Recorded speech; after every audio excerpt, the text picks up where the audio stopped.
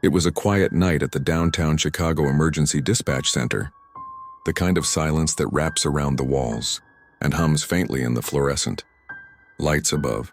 Lena, a seasoned night shift operator, had grown used to the stillness that filled the hours between midnight and dawn. The rain tapped gently against the windows, and the occasional low buzz from an old vending machine was the only companion to her typing. At exactly 2:04 in the morning, the phone line lit up. No ringtone, just a silent notification. Incoming call, unknown number. She tapped her headset, calm and steady. 911, what's your emergency? No response. Only a low hiss, static soft breathing, the kind that sounds like someone is just inches away from the receiver. Hesitant to speak, she leaned in slightly, instinctively lowering her voice. Can you hear me? Are you safe? Then, barely audible in a whisper, he's here. The voice was thin, genderless, almost more like an exhale than actual words. Lena straightened up, alert now. Who's there with you? Can you tell me your location? But the line went dead. Just like that. She stared at the screen. No number, no trace. Her training kicked in. She initiated a trace request, hoping the system could at least give her a tower or GPS hit. The result came back within seconds. Her eyes narrowed. The signal had originated from an apartment building on West Madison Street. But that building, that place had burned down 5 years ago, completely destroyed in a fire that had taken out the entire structure. No renovations, no power, no residents. She double-checked the system. It didn't make sense. The log even listed a unit number, 4B. Her fingers hovered above the keyboard. Lena had worked night shifts for over 8 years. She had handled hoaxes, desperate calls, even people calling from under beds and inside closets, but never a voice from a place that didn't exist anymore. She didn't know it yet, but that call was only the beginning. Lena sat still for a moment, her fingers lightly resting on the keyboard. The words from the call echoed faintly in her mind. He's here. She replayed the audio, adjusting the volume. The static was still there, along with the breathy whisper that barely sounded human. She pulled up the system log again. The signal had been traced to an address on West Madison Street, apartment unit 4B. She checked the database and the listing was still there, oddly untouched, but something didn't feel right. She opened a new window and began searching through archived emergency records. The building had indeed existed once. It had caught fire on a cold November night exactly 5 years ago. No survivors had been reported from Unit 4B. The cause was never officially determined. Fire crews reported structural collapse, intense heat, and unstable conditions. Since then, the lot had remained empty, surrounded by fencing and warnings to keep out. Lena leaned back in her chair, eyes narrowing at the computer screen. She knew glitches happened. Systems weren't perfect. GPS coordinates could jump, numbers could be rerouted, and people sometimes spoofed calls just for attention. But there was something off about this one.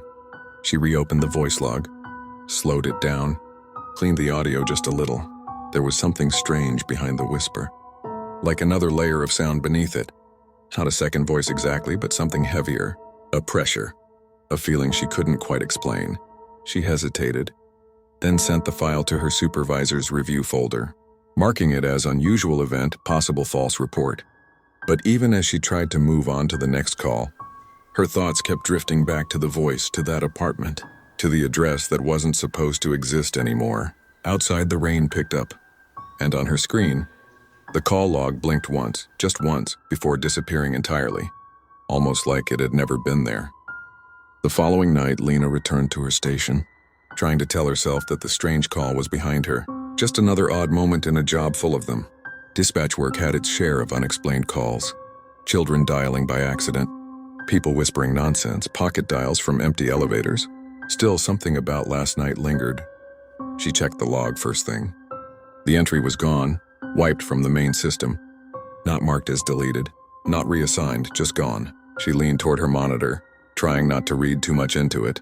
Maybe it was just a technical glitch. Maybe her supervisor had removed it for analysis.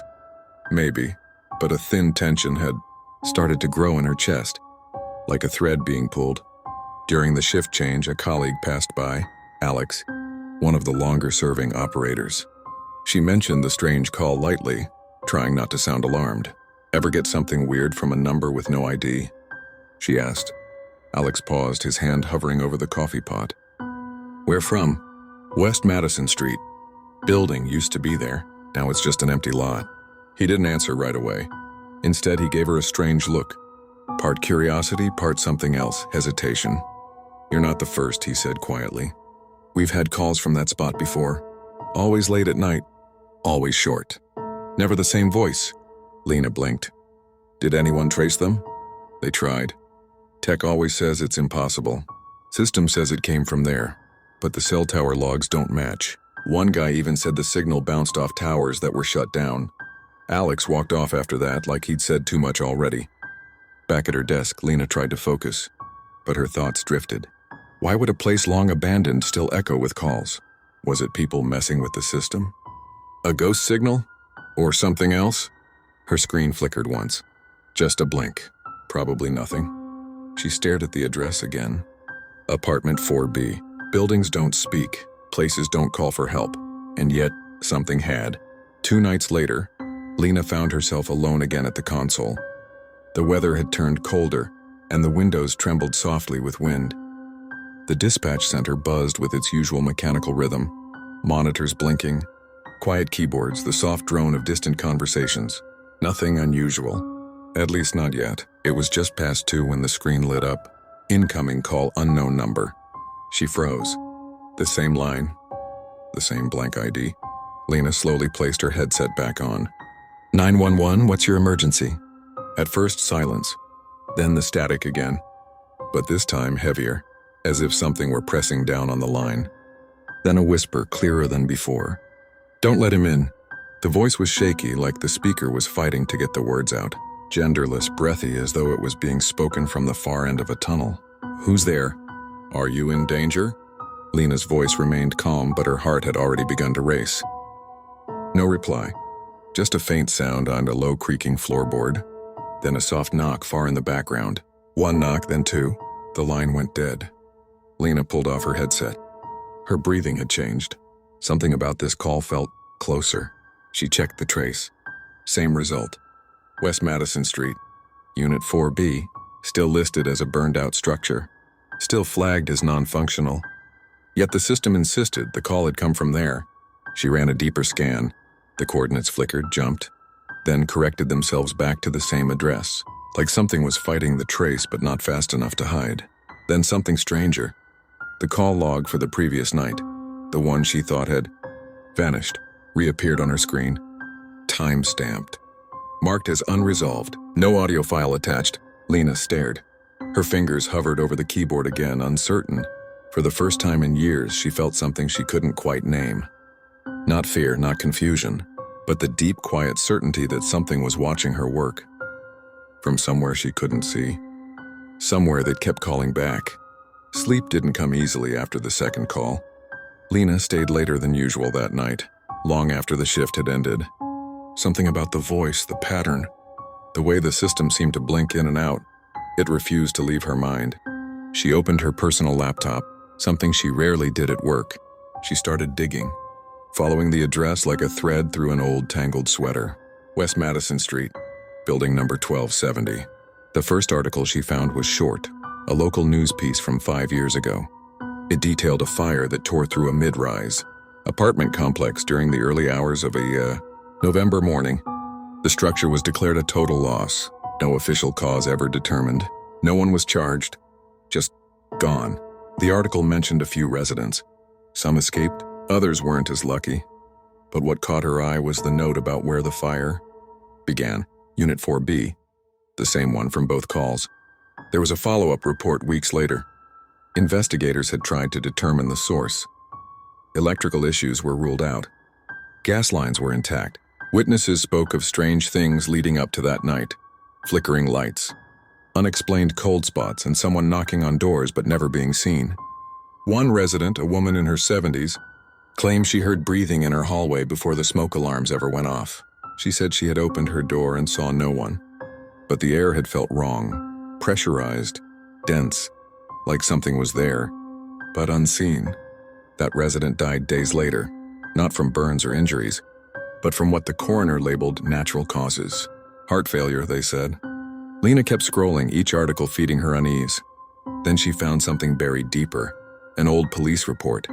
A maintenance worker had entered 4B 2 days before the fire, responding to complaints about noises in the walls. He reported that the apartment had been cold, colder than outside, and that something felt off. His last note was brief. I kept thinking someone was behind me. That was the final entry. The next record was a fire incident. Report time-stamped at 3:17 in the morning. Lena leaned back in her chair, the words on the screen swimming in her vision. The more she read, the clearer it became. This wasn't just a coincidence. The calls, the fire, the names that kept disappearing and reappearing in the system, they weren't disconnected. Something had been there once, and maybe it still was. The night felt heavier than usual. Lena arrived early, coffee in hand, heart quieter than her thoughts. She hadn't spoken to anyone about the articles, the police reports, or the faint pattern forming in her head. What would she say? That something from a burned-down building was calling her. Even she didn't believe it, not fully. Her console blinked to life as the shift began. The hum of the room felt distant, muted, like sound underwater. She logged in, adjusted her headset, and began scanning through the call backlog. Then at 3:17 exactly, her screen lit up. Incoming call, unknown number. Her fingers hovered for a second longer than usual. Then she answered. 911, what's your emergency? No static this time, no breathing. Just silence. And then a voice, clearer than before. Still soft, still wrong. He doesn't knock. He watches. He waits. It wasn't whispered now. It was spoken. Lena gripped her chair, forcing her voice to remain calm. Who are you? Where are you calling from? A pause. Then, with slow certainty, the voice said her full name. First name. Middle last. Lena didn't move. She had never spoken her full name on a call. It wasn't in the dispatch system's profile view. And the call. It had no ID, no caller data. The voice spoke again. He's closer now. Suddenly, her monitor flickered. Not the call screen, her location tracking system. It had started showing a new signal, the source of the call. Not from West Madison Street. Now it showed a location inside the dispatch center, then her exact room, then her own desk. The voice fell silent, and yet the line stayed open. No click, no disconnection. She pulled off the headset slowly, but the faint sound of breathing continued. It wasn't coming from the speakers. It wasn't coming from the line. It was coming from inside her headset, even though the call had ended. She stood, backing away from the console. On the screen, her name appeared under recent incoming calls. She hadn't touched the system, but it had called her back. Lena didn't go home after the call. She stayed at the station, long past her shift. The lights overhead dimmed slightly as morning approached, but the glow of her monitor remained sharp, too sharp, like it was watching her as much as she was watching it. She had unplugged the headset, but still. The faint sound of breathing seemed to follow her, not loud, not close, but always there, like the last trace of someone who had just stepped out of the room. She sat at her desk, unmoving, scrolling through the call logs. The same number kept appearing, marked as unknown, time-stamped at 3:17 every night. She deleted the entries. They reappeared. She turned off the monitor. It turned itself back on. By now, she no longer doubted that something had attached itself to that call. Not a person. Not a prank. Something else.